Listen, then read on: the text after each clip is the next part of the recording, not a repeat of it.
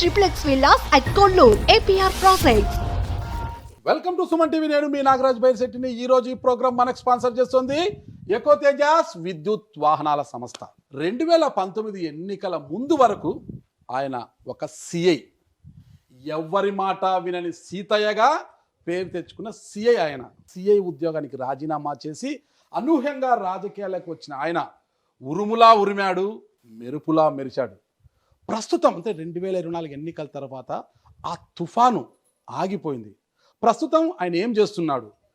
సైలెంట్గా ఉన్నాడా, ఆ తుఫానులా ముందుకు రాబోతున్నాడా అన్న వివరాలు తెలుసుకోవడానికే ఈరోజు ఈ దానిమ్మ తోటకు వచ్చాను. ఇంతక ఆ తోట అయితే ఆయన కాదులేండి, ఆయన ఫ్రెండ్ది. ఇక్కడికి వచ్చాను నేనంతే. కానీ ఇంతకు ఆయన ఎవరో మీ అందరికీ తెలిసే ఉంటుంది. తెలియని వారి కోసం చెప్తున్నా. అదేనండి, అనంతపురం జిల్లాలో అప్పుడు ఎవ్వరి మాట వినని సీతయ్యగా పేరు తెచ్చుకున్న మాజీ సిఐ, హిందూపురం మాజీ పార్లమెంటు సభ్యులు, ప్రస్తుత వైఎస్ఆర్ కాంగ్రెస్ పార్టీ రాష్ట్ర అధికార ప్రతినిధి గోరంట్ల మాధవ్ గారు ప్రస్తుతం ఆయన మనతో ఉన్నారు. ఆయన అడిగి వివరాలు తీసుకుంటాం. నమస్తే సార్. నమస్తే అండి నారాజు గారు. బాగున్నారు కదా సార్? స్టార్టింగ్ లోనే ఆ గొంతు సార్ కంచుకట్టం. నమస్తే అండి అనడంలోనే మా గూతాలు దడ పుట్టేటట్టుంది అనమాట. నమస్కారానికి ప్రతి నమస్కారం చేసిన కరెక్ట్ సార్. అంటే ఆ వాయిస్ సార్, ఆ వాయిస్ లో ఆ బేస్ అనమాట. ఆ బేస్ అలా ఉందనంటే ఎదుటి వ్యక్తికి దడ పుట్టి కాదు కాదు, నేను న్యాచురల్ గా మాట్లాడేదే. Okay sir.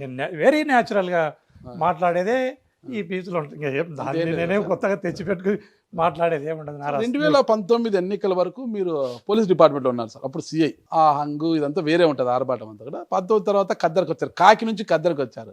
ఈరోజు వచ్చిన ఇంకా అది పోలీసు షూ ఉన్నట్లుంది కదా సార్, అది ఇప్పటికీ ఆ షూ వేస్తుంటారా? అవశేషాలు ఎక్కడో చోట కొంత మిగిలి ఉంటుంది. అవునా?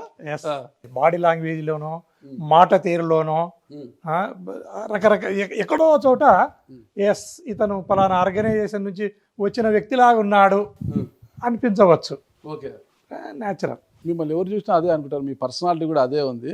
ఖద్దర్ వేసినా కూడా పోలీస్ పర్సనాలిటీ మెయింటైన్ చేస్తున్నారు మీరు ఇంకా కూడా. ఓకే సార్, ఇంకా మనం రాజకీయాల్లో వెళ్లే ముందు ఒక్కసారి గోరంట్ల మాధవ్ గారి యొక్క కుటుంబ నేపథ్యం గురించి నాకు తెలుసుకోవాలన్నది. మీ తల్లిదండ్రుల పేర్లు, వాళ్ళకి ఎంతమంది సంతానం, మీరు ఏం చేసేవారు అసలు? కర్నూలు జిల్లా పసుపల రుద్రవరం అని కర్నూలు మండలంలో ఒక చిన్న పల్లె. మాధవస్వామి, రాములమ్మ తల్లిదండ్రుల పేర్లు. ఇద్దరు అన్నదమ్ములము, ఇద్దరు నాకు సిస్టర్స్. ఒక ఆమెను కర్నూలు దగ్గర పెద్దటేకూరు అనే విలేజ్కి, నాకంటే పెద్ద ఆమెను నాగమ్మ అని ఆమెను వాటికి ఇవ్వడం జరిగింది. రెండో సిస్టర్ వచ్చేసి నాకంటే చిన్నది చిట్టమ్మ అని కల్గొట్ల, కర్నూలు జిల్లాలోని కల్గొట్ల అనే గ్రామానికి ఇస్తే వాళ్ళు వచ్చి కర్నూలులో ఉన్నారు. నాకు ఒక తమ్ముడు, అతను ఎలక్షన్ల ముందర చనిపోవడం జరిగింది. అతనికి ఇద్దరు పిల్లలు. ఎలా చనిపోయారు సార్? హెల్త్ కొంత ఇబ్బంది చనిపోవడం జరిగింది. మీ స్టడీస్ అంతా ఎక్కడ జరిగాయి sir? Kurnool STBC college degree, Coles కాలేజీలో ఇంటర్మీడియట్, నన్నూరు అనే విలేజ్లో 6th క్లాసు. ఇప్పుడు టోల్ గేట్ ఉంది నన్నూరు, అక్కడ 6th క్లాస్ చదువుకున్నా. ఊరు నుంచి నడిచి వచ్చేటోని. రుద్రవరం నుంచి ఎన్ని కిలోమీటర్లు? 4-5 కిలోమీటర్లు ఉంటుంది. అంటే అప్ అండ్ డౌన్ 8 కిలోమీటర్లు అవుతుంది. ఎస్, నడుచుకొని పోయారు. ఆ తర్వాత నడవడం దూరం అవుతుంది అని చెప్పి మా నాయన నన్నూరు నుంచి వెల్దుర్తి పోయే రోడ్లో లొద్దిబెల్ల అనే ఊరు ఉంటుంది, అక్కడ తీసుకుని పోయి 7th, 8th, 9th, 10th లొద్దిబెల్లలో చదవడం జరిగింది. హాస్టల్లో ఉన్నాను అక్కడ, బీసీ హాస్టల్లో. తర్వాత 1వ క్లాస్ నుంచి 5th క్లాస్ వరకు ఊర్లోనే. ఓకే. 10th రెగ్యులర్గా పాస్ అయ్యారా? లేదు లేదు, ఒక సబ్జెక్ట్ అర్థమవుతుంది.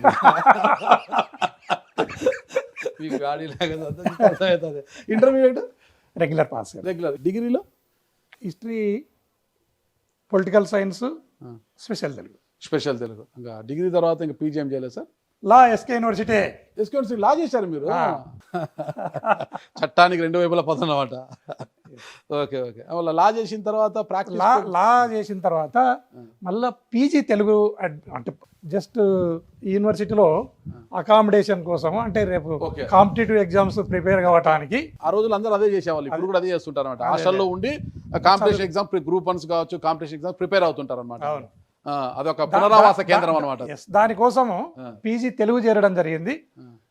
అప్పుడే నోటిఫికేషన్ కూడా రావడం జరిగింది, ఎస్ఐ నోటిఫికేషన్. 96 బ్యాచ్లో ఎస్ఐ సెలెక్ట్ అయ్యి బయటకు రావడం జరిగింది యూనివర్సిటీ. నాకు తెలుసు సార్, మీరు సడన్ గా చూస్తే హైట్ తక్కువ కనిపిస్తారు సార్ అందరికి. 172 సెంటీమీటర్స్ ఉన్నారా సార్? ఏమైనా మెయింటైన్ చేశారు అప్పట్లోనే అనిపిస్తుంది? ఏం లేదు కదా సార్? చేయలేరు సార్, అది ఇంపాసిబుల్. పరమ నిష్ఠాగరిష్ఠులైన వ్యక్తులే బోర్డులో ఉంటారు. ఓకే. ఈ రోజు కూడా ఎక్కడ కూడా పోలీస్ వ్యవస్థలో సెలక్షన్ అనేది కలుషితం కాలేదు. ఈవెన్ కానిస్టేబుల్ సెలక్షన్లు జరగని, ఎస్ఐ సెలక్షన్లు జరగని, నాకు తెలిసినంత వరకు మెరిట్ విద్యార్థి ఒక 10 రూపాయల అప్లికేషన్తో ఎస్ఐ కాగలుగుతాడు, కానిస్టేబుల్ కాగలుగుతాడు. అసలు ఎవరు గవర్నమెంట్ ఉంటే వాళ్ళు కానిస్టేబుల్ ఎవడన్నా ఈవెన్ నాకు తెలిసినంత వరకు మంత్రులు, ముఖ్యమంత్రులు కూడా వాళ్ళ కొడుకులను ఎమ్మెల్యేలను చేసుకోగలుగుతారే కానీ శాతగానాన్ని తెచ్చి ఎస్ఐని కానిస్టేబుల్ని చేయలేరు. చేయలేరు. ఖచ్చితంగా మెరిట్ 100% పరమ నిష్ఠాగరిష్ఠులైన బోర్డులు ఉంటారు. సెలెక్షన్ ప్రాసెస్ అనేది చాలా ట్రాన్స్పరెంట్గా జరుగుతుంది.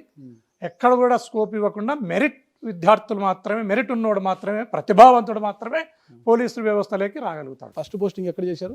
జమ్మలమడుగు దగ్గర మైలవరం డ్యామ్. ఓకే. ఫ్యాక్షన్ ప్రాంతం అది.